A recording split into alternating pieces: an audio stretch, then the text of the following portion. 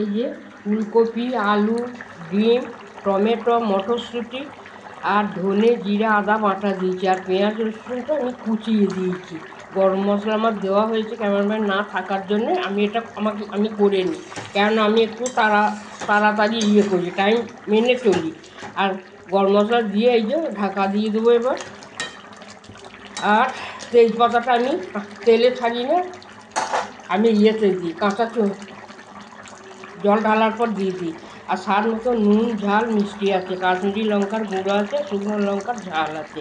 এবার আমি ঢাকাটা দিয়ে দিচ্ছি। আপনারা কেউ চাইলে ঘিও দিতে পারেন, কিন্তু আমার বাড়িতে কেউ ঘি খায় না বলে আমি দিই না খুব।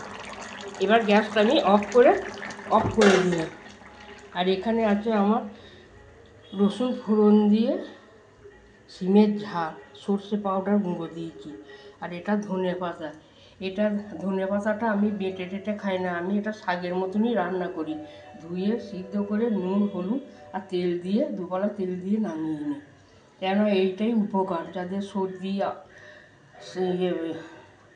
হাই প্রেশার আছে, তাদের পক্ষে এটা খুব ভালো উপকার। ওই জন্য আমি এটা খাই, ডাক্তারের কথা শুনি আমি মেনে চলি। আপনারাও এরকম করে খাবেন, যদি কারো আপনাদের প্রেশার টেশার থাকে, দেখবেন তাতে উপকারই পাবেন। আর গরম ভাত দিয়ে খাবেন, খেতে দারুণ লাগে।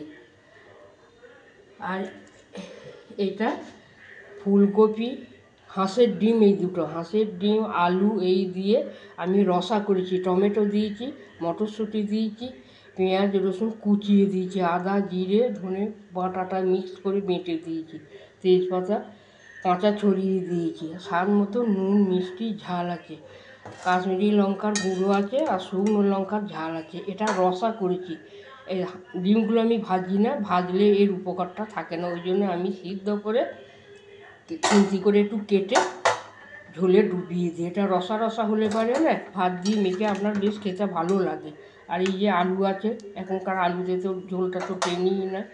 আপনারাও এরকমভাবে করে করবেন, খাবেন। আর আমার এই রান্নাগুলো আপনাদের পছন্দ কীরকম হয়েছে সেটা আপনারা লিখে পাঠাবেন, কমেন্ট করবেন, লাইক করবেন, আমার সঙ্গে থাকবেন, সাথেই থাকবেন। আর সাবিত্রী মুখার্জি রান্নাঘরে আপনারা অবশ্যই যেন নতুন মুখ নিয়ে আসেন, তারা যেন সাবস্ক্রাইব করতে যেন ভুলবেন না। আর রান্নাগুলো আমার কীরকম ধারা হয়েছে সেটা যেন বলবে। ফুলকপিগুলো কীরকম বড় বড় পিস করছি, কিন্তু আমি ছোটো ছোটো পিস পছন্দ করি না বলে আমি করি না। যে খাবে দুটো খাবে, কিন্তু ওই কুচো কুচো ওটা আমার ঠিক পছন্দ হয় না, আমার ভালো লাগে না তরকারিটা। এই আপনারাও এরকম করে করবেন, খাবেন। আর আমার সঙ্গে থাকবেন, সাথে থাকবেন, পাশে থাকবেন, লাইক করবেন।